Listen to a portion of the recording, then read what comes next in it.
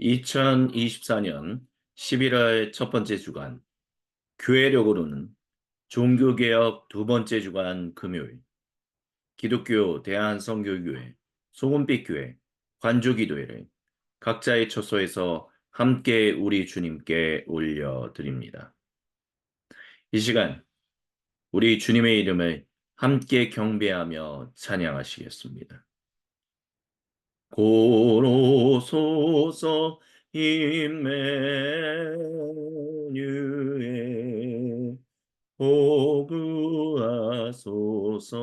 이스라엘 그 보로 생활 보날 밤 메시아 기다립니다. 기뻐하라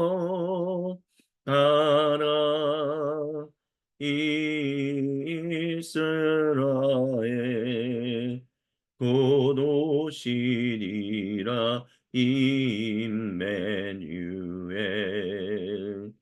보노소서 임마누엘 오구하소서 이스라엘 그 보로 생활 보달파 메시아 기다립니다. 기뻐하라 이스라엘 곧 오시리라 임마누엘 곧 오소서 임마누엘 오구하소서 이스라엘 그 포로 생활 보달파 메시아 기다립니다. 기뻐하라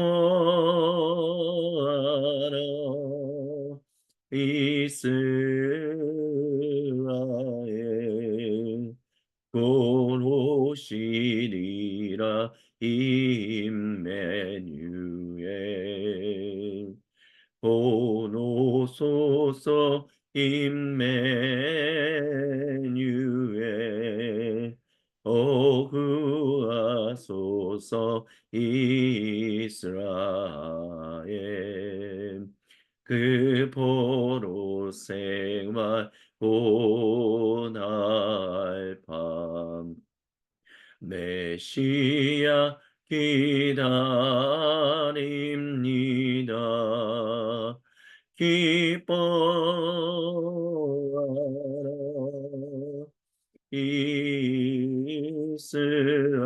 이스라엘 곧 오시리라 임마누엘 오소서 임마누엘 오구하소서 이스라엘 그 보로 생활 보달밤 메시아 기다립니다. 기뻐하라 이스라엘 곧 오시리라 임마누엘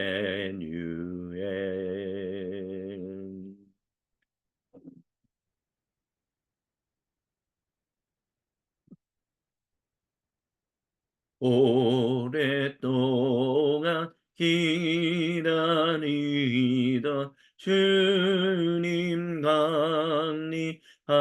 강림하셔서 죄에 매인 백성들을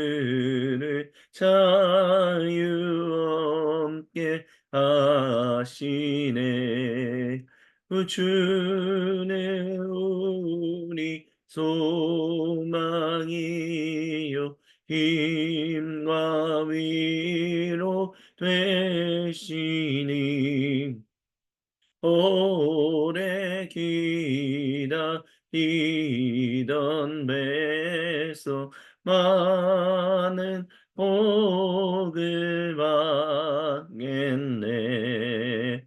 오랫동안 기다리던 주님 강림하셔서 죄의 매인 백성들을 자유 얻게 하시네. 주는 우리 소망이요 힘과 위로 되시니 오래 기다리던 백성 많은 복을 받겠네. 오랫동안 기다리던 주님 강림하셔서 죄의 매인 백성들을 자유 얻게 하시네. 주는 우리 소망이요 힘과 위로 되시니 오래 기다리던 백성 많은 복을 받겠네. 오랫동안 기다리던 주님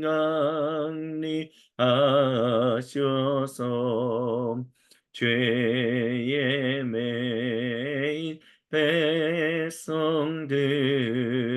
자유 얻게 하시네.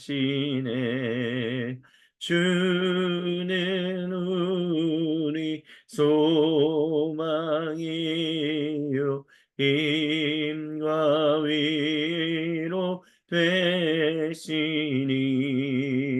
오래 기다리던 백성 많은 복을 받겠네. 오랫동안 기다리던 주님 강림하셔서 죄의 매인 백성들을 자유 얻게 하시네. 주는 우리 소망이요 힘과 위로 되시니 오래 기다리던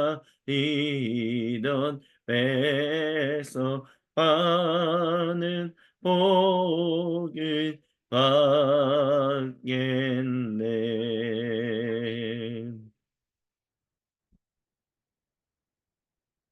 오, 거룩하신 주님, 저희가 주님의 말씀을 묵상합니다. 우리는 예수를 바라봅니다. 우리의 주님을 바라봅니다. 우리는 예수를 바라봅니다. 우리의 주님을 바라봅니다. 우리는 예수를 바라봅니다. 우리의 주님을 바라봅니다.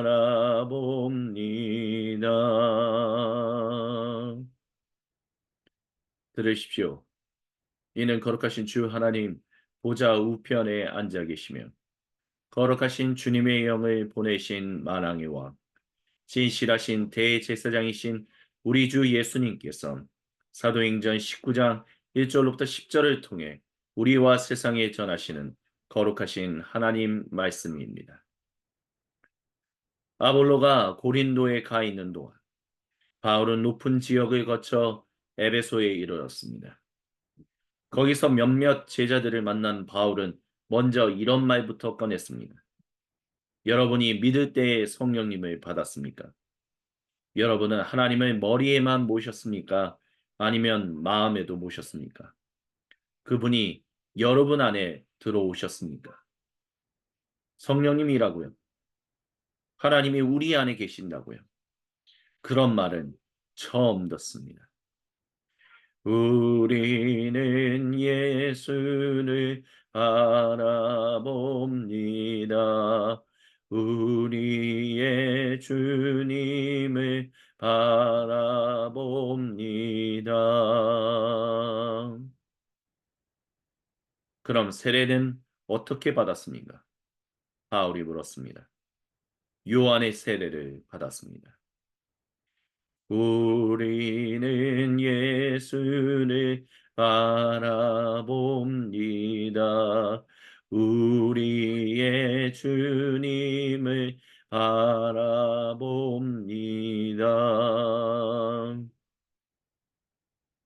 아, 그렇군요. 바울이 말했습니다. 요한은 자기 뒤에 오실 분을 받아들이도록 사람들을 준비시키기 위해 세례를 베풀었습니다. 그 세례는 과거와는 전혀 다른 삶을 살라는 요청이었습니다. 뒤에 오실 분은 바로 예수님이셨습니다. 여러분이 요한의 세례를 받았다면 이제 진짜 세례인 예수님을 맞을 준비가 된 것입니다. 우리는 예수를 바라봅니다. 우리의 주님을 바라봅니다.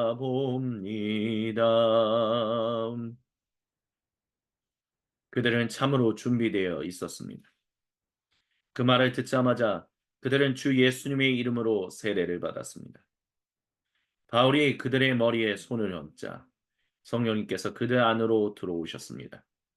그때부터 그들은 방언으로 하나님을 찬송하고 하나님께서 하신 일들을 이야기했습니다.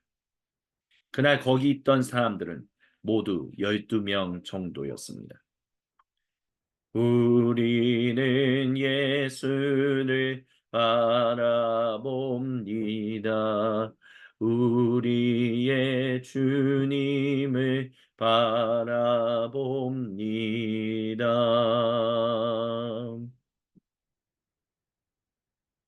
그 후 바울은 곧바로 회당으로 갔습니다.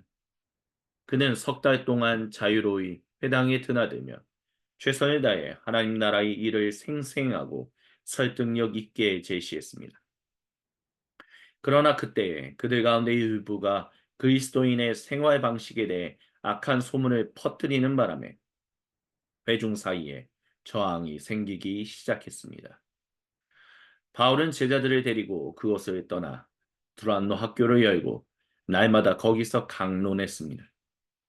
그는 2년 동안 그 일을 하면서 아시아에 있는 모든 사람, 유대인뿐 아니라 그리스 사람들까지 주님의 메시지를 들을 수 있도록 충분한 기회를 주었습니다. 아멘. 우리는 예수를 바라봅니다. 우리의 주님을 바라봅니다. 우리는 예수를 바라봅니다. 우리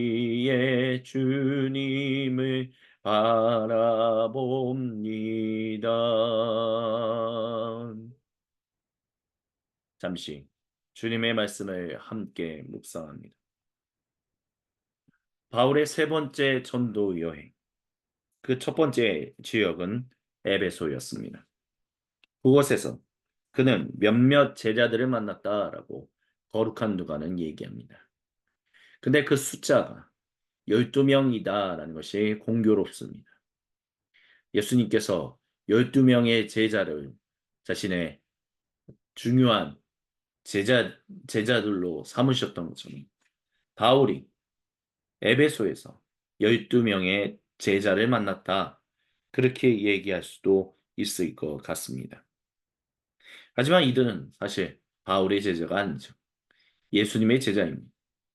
예수님이 보내시는 하나님의 거룩한 백성입니다.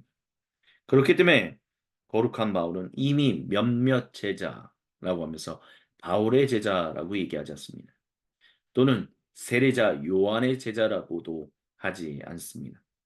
물론 우리는 이 본문을 통해서 그들이 바로 세례자 요한의 제자들이었지 않을까라는 것을 합리적으로 탐구할 수 있습니다. 하지만 중요한 것은 이들이 이제 예수님의 제자가 되었습니다. 그리고 그들은 이제 석 달 동안 주님의 말씀을 듣다가 회당으로, 또한 사도 바울이 자유로이 회당에 드나들다가 에베소에서 더 이상 복음을 전하기가 어려워질 때 그 옆에 있는 곳으로 두란노라는 곳을 가서 2년 동안 주님의 말씀을 강론했다라고 말합니다. 그리고 거룩한 누가는 아시아에 있는 모든 유대인과 또한 그리스 사람들까지 주님의 메시지를 들을 수 있도록 충분한 기회가 주어졌다라고 말합니다. 아마 이때 당시에 고린도 전후서라든지 로마서와 같은 서신들이 기록되었지 않았겠냐라고 우리는 생각해 볼 수 있습니다. 바울의 전도 여행에 있어서의 거의 완숙기에 이른 상황이었다라고도 할 수 있을 것입니다. 여기서 신라가 함께 갔다라는 그런 이야기는 나타나지 않습니다. 그래서 어떤 성경학자들은 이제 바울이 1차, 2차 전도 여행을 통해서 3차 전도 여행은 이제 홀로 다닐 수 있는 그런 사람들이 되었다. 스스로 독립했다라고도 얘기합니다. 그래서 어떤 사람들은 예루살렘 공동체하고는 완전히 분리되지 않았겠냐라고도 말을 합니다. 하지만 중요한 것은 분리되지 않았다는 예루살렘의 그룹과 전혀 관계를 멀리하고 있지 않았었다라는 것을 우리는 이후에 알 수 있습니다. 그것이 바로 예루살렘 교회에 헌금을 전하러 가기 위했던 것. 그래서 고린도 전후서라든지 로마서라든지 이런 서신들을 보냈던 중요한 이유가 바로 헌금을 가지고 예루살렘 교회 공동체로 향하려고 하는 그런 어떤 바탕 위에서 또한 서신서들이 기록되었다는 것을 우리는 알 수 있어야만 합니다. 그래서 이 본문을 통해서 주님이 저와 여러분 우리 모두에게 하고자 하시는 중요한 얘기는 다음과 같습니다. 첫 번째, 마음에도 모셨습니까?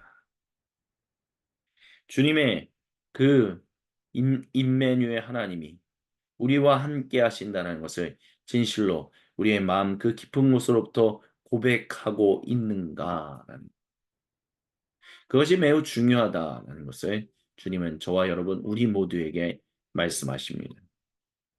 하지만 그렇다고 해서 세례를 다시 받을 필요는 없습니다.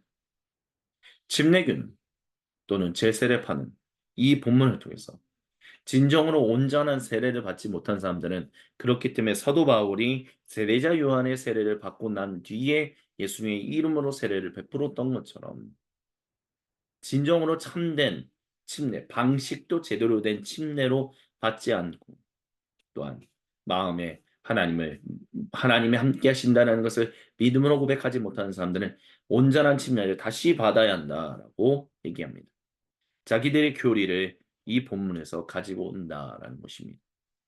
그들의 어떤 역사적인 상황과 여러 가지 것들을 놓고 봤을 때는 그들이 얘기하는 것들이 그럴 수 있다라고도 얘기할 수 있을 것입니다.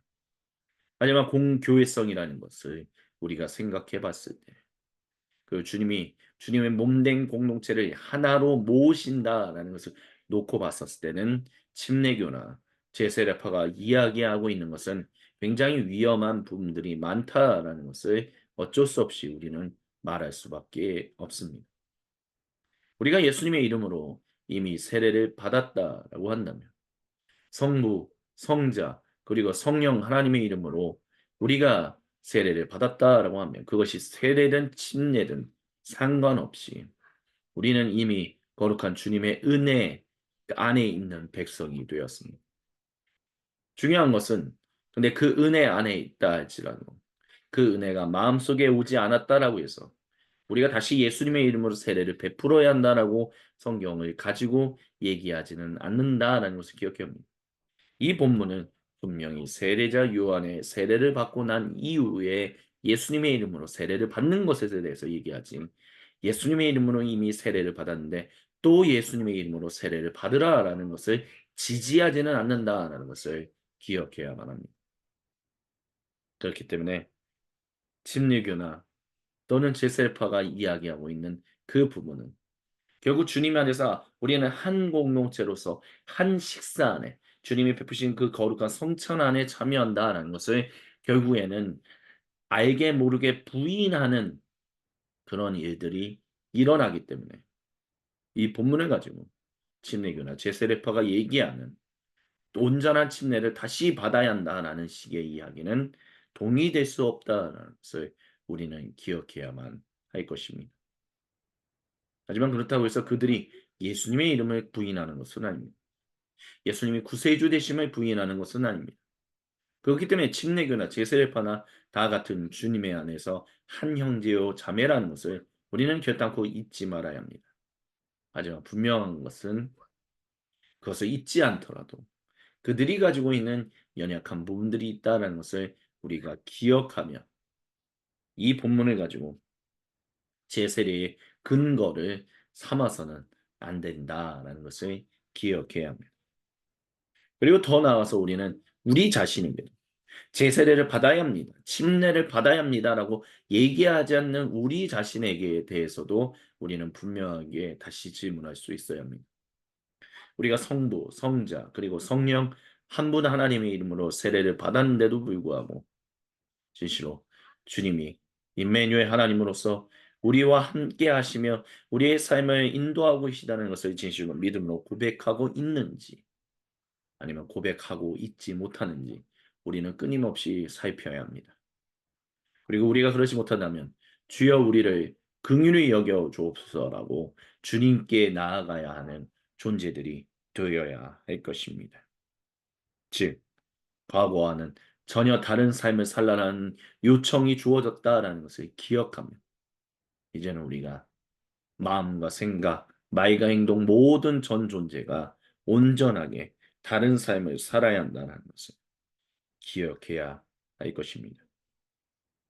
그리고 또한 이 본문을 통해서 주님께서 저와 여러분 우리 모두에게 두 번째로 전하고자 하시는 이야기의 핵심은 결국 주님이 자기의 백성들을 세워 나가신다라는 것입니다.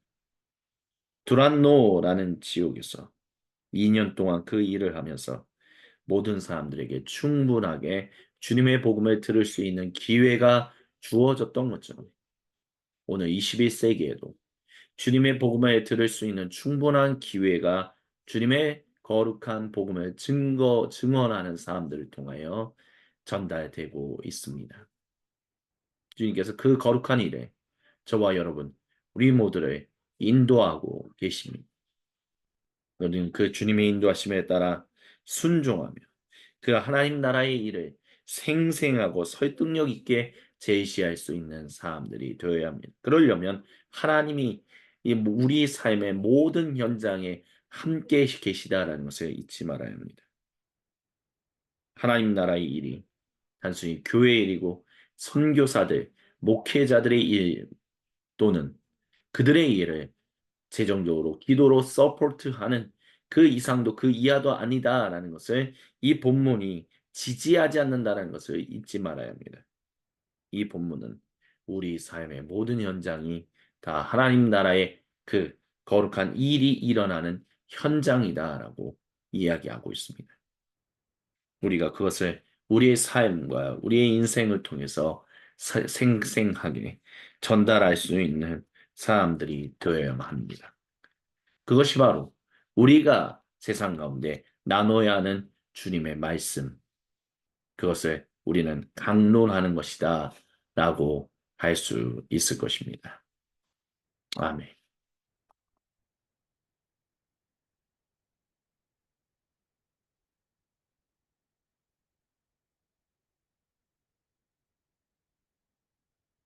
계속해서 들으십시오. 우리 주님이 모든 성도와 온 창조세계에 거룩한 얼굴을 보이시며 생명의 음성을 이사야서 7장 13절로부터 17절을 통해 들려주십니다. 이사야가 그에게 말했습니다. 다윗 왕실이여, 잘 들으십시오.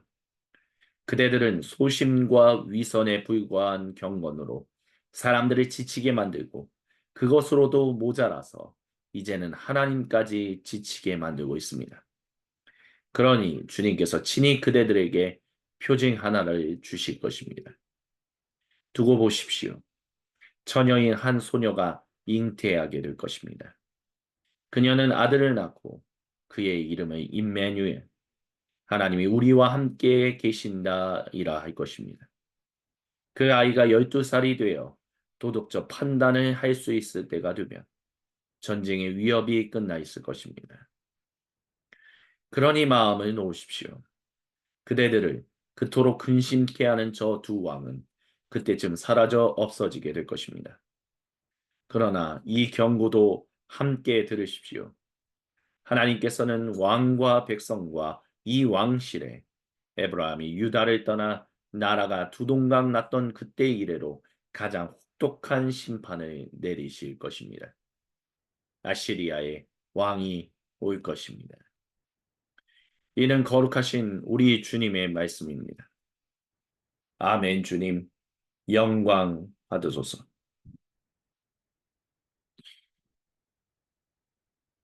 첫 번째 이사야, 즉 남유다 왕국이 주님의 심판으로 망하기 이전에 활동했던 첫 번째 이사야는 자기의 삶의 현실 가운데서 또한 앞으로 일어나게 될 궁극적인 그 하나님 나라 구속의 성취에 대한 것을 함께 결합하여 주님의 말씀을 생동감 있게 전하고 있습니다. 이 본문에서 나오는 임마누엘, 우리는 이사야서 7장을 통해서 그분이 바로 우리 주 구세주 예수님이시다라고 고백합니다. 그리고 분명히 12살이 되어 도덕적 판단이 할 수 있을 때가 되면 전쟁의 위협이 끝나 있을 것입니다. 라고 하면서 예수님이 태어나시는 그때 일어나게 될 일들에 대해서 미리 이야기하고 있습니다. 하지만 그것을 말하면서도 동시에 지금 현재 그가 살고 있는 삶의 현장에서 일어나고 있는 하나님을 배신하고 하나님을 배반하고 있는 이 왕실에 대한 얘기를 전합니다. 에브라임, 유다, 북이스라엘 왕국과 남유다 왕국이 나눠졌던 그 일로 인해서 가장 혹독한 심판이 주님 안에서 일어나게 될 것인데 아시리아의 왕이 온다라고 하는 주님 안에서 한 형제요, 한 자매요, 한 가족으로 살아야만 했으나 그렇게 살지 못했던 이들에게 그래서 결국에는 함께하지 못했기 때문에 북이스라엘 나름대로 자기의 왕권을 지키기 위하여 성전을 따로 만들었던 그런 어리석은 일들이 일어났었고 그래서 북이스라엘 사람들은 계속해서 하나님과 다른 신들을 겸하여 섬기며 또한 남유다 사람들도 마찬가지의 일들을 그 전철을 밟아 나갔다라고 말하는 그 모든 것이 결국 하나님의 징계의 사유가 된다라고 이사야는 이야기합니다. 하지만 그 심판이 전체가 아니다라는 거예요. 주님이 자기의 아들, 거룩한 그 아들이 다윗 왕실로부터 태어남으로 말미암아 물론 여기 본문에서는 그 사람이 다윗 왕실의 사람일 것이냐라고 했었을 때는 분명하게 얘기하지는 않습니다. 하지만 초자연적인 정말 기적적인 일이 즉 처녀가 아들을 낳는 일이 일어남으로 말미암아 주님께서 놀라운 일을 행하실 것이다라는 것. 그래서 자기 백성을 나눠졌던 북이스라엘 왕국과 남유다 사람들. 그래서 그것이 흘러 결국 사마리아인과 유대인으로 나눠져서 계속해서 반목하고 서로 싸워대던 모든 갈라짐이 우리 주 예수님 안에서 한 가족 돼요. 한 하나님의 단일 백성으로 거룩한 이들을 감당하게 될 것이다라는 이야기를 첫 번째 이사야 예언자는 아하스가 유다의 왕으로 있을 때 그 말씀을 증거했습니다. 주님께서 사랑하시는 모든 형제자매 여러분, 오늘 우리의 시대에도 주님은 그 일이 이루어졌다라고 선언하시며 그 놀라운 구속의 완성이 이루시기 위하여 예수님이 지금 파루시아 자신이 정복한 모든 영토를 돌아보시고 자기의 왕권이 있는 그 보좌로 나아가고 계시다라고 말합니다. 예, 주님이 다시 오고 계십니다. 주님이 베푸셨던 그 구속이 완성되는 날이 점점 다가오고 있습니다. 그것을 기억하며 오늘 우리는 주님 안에서 그 임마누엘 하나님을 우리 안에 모셔야 합니다. 주님, 주님 안에서 우리의 삶이 온전히 변화되게 하여 주옵소서. 갈라졌고 무너졌던 모든 것들이 거룩하신 주님의 은혜로 말미암아 한 하나님의 단일 백성이 되는 그 장막이 찢어지고 모든 세워졌던 벽들이 무너지는 일들이 일어나게 하여 주옵소서라고 우리의 인생을 통하여 그것을 증언하는 거룩한 하나님 백성 되게 해달라고 주님은 우리가 기도하기를 간절히 원하십니다. 아멘. 이 시간 주신 말씀을 붙들고 각자의 수도실로 들어가십시다. 홀로 수도실에서 침묵 가운데 우리 각자에게로 오셔서 거룩한 얼굴을 보이시며 생명의 음성을 들려주시는 우리 주님과 얼굴과 얼굴을 마주보며 함께 생명의 교제를 나누는 관조의 시간을 가지도록 하시겠습니다.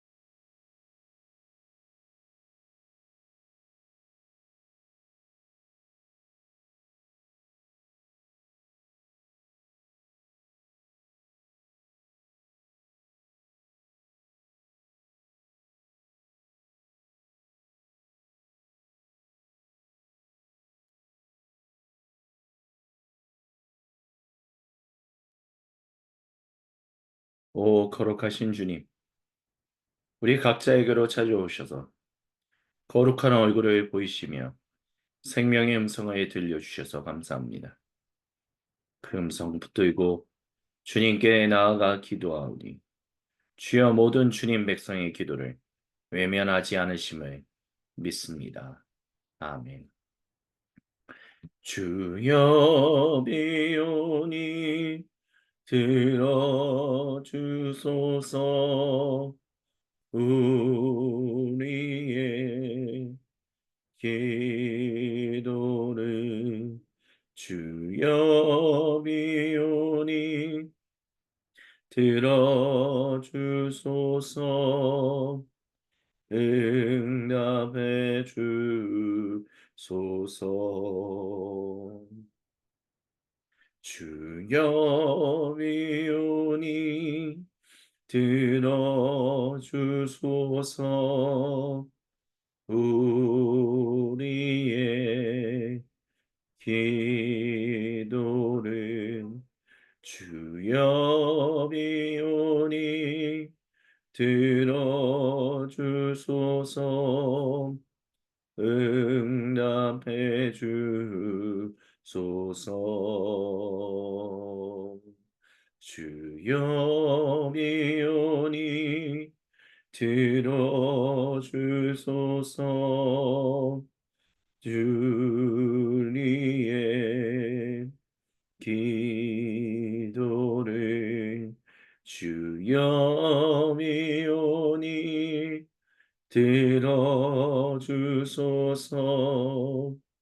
응답해 주소서. 주여 비오니 들어주소서. 우리의 기도를 주여 비오니 들어주소서. 응답해 주소서. 주여 비오니 들어주소서. 우리의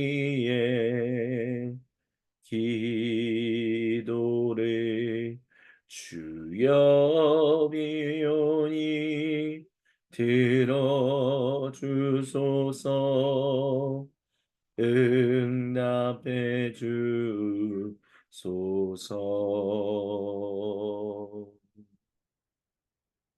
오늘도 우리와 함께 생명의 교제를 나누시는 성부, 성자, 그리고 성령 한 분 하나님을 송축합니다.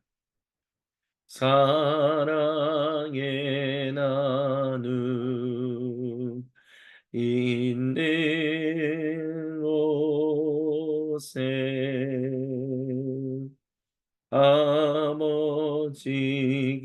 아버지께서 계시도다. 사랑의 나눔 있는 곳에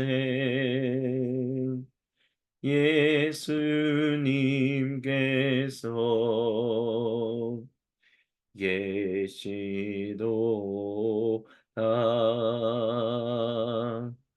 사랑의 나눔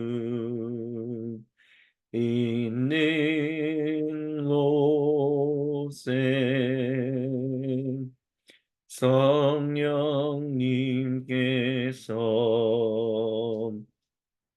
계시도다. 계시도다.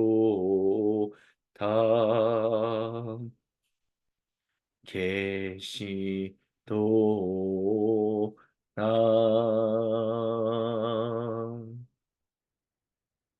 주님께서 우리에게 가르치신 기도로 아버지 하나님께 한 목소리 한 마음으로 함께 기도하십니다. 하늘에 계신 우리 아버지, 아버지의 이름을 거룩하게 하시며 아버지의 나라가 오게 하시며 아버지의 뜻이 하늘에서와 같이 땅에서도 이루어지게 하소서. 오늘 우리에게 일용할 양식을 주시고 우리가 우리에게 잘못한 사람을 용서하여 준 것 같이 우리의 죄를 용서하여 주시고 우리를 시험에 빠지지 않게 하시고 악에서 구하소서. 나라와 권능과 영광이 영원히 아버지의 것입니다. 아멘. 이것으로 종교개혁 두 번째 주간 금요일 기독교 대한 성결교회 소금빛 교회 관조기도회를 마무리합니다.